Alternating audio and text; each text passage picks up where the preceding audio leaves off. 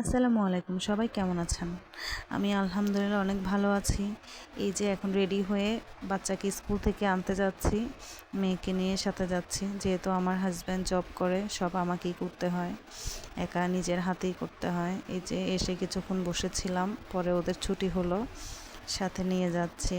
ওখানে অনেক গার্ডিয়ান থাকে, আসলে আসলে ভালোই লাগে। সারাদিন বাসায় একা থাকি, যখন স্কুলে আসি তখন অনেক ভালো লাগে। মেয়েকে তো একটুও কোলে রাখতে হয় না, কারণ ওইখানে যে সকল গার্ডিয়ানরা থাকে, ভাবিরা, ওনারাই সবাই কোলে নিয়ে ফেলে। তো এই তো আমরা যাচ্ছি বাসার দিকে। তো আজকে আর রিক্সায় যাইনি, হেঁটে গেছি।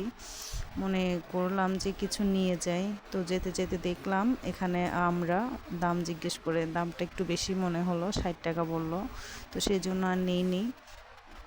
তো হাঁটা শুরু করলাম, ভাবলাম যে দেখি সামনে কিছু পাই কিনা, যদি পাই নিয়ে নিব। তো হাঁটতে হাঁটতে সামনে দেখলাম একজন মুরব্বী কাকা, উনি এগুলো বিক্রি করতেছিল। উনি প্রতিদিনই এখানে বসে, আমি মাঝে মধ্যেই নেই ওনার থেকে।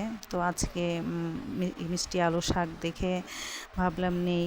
তো পরে কচু দেখে কচুটা বেশি পছন্দ হয়ে গেল। তো কাকা, আমার সাথে বাচ্চা ছিল বলে আরও হেঁটে যাচ্ছি, নিতে পারবো না বলে কাকা বললো আমি দিয়ে আসবো। তো কাকা আমাকে কিছুটা, পরে কাকা আমাকে নিজেই কচুটা কিছু দূর দিয়ে আসলো, যাতে আমার সুবিধা হয়। যেহেতু আমার সাথে দুটো বাচ্চা আছে, আমি রিক্সাও নেইনি, হেঁটে যেতে আমার কষ্ট হতে পারে, সেজন্য।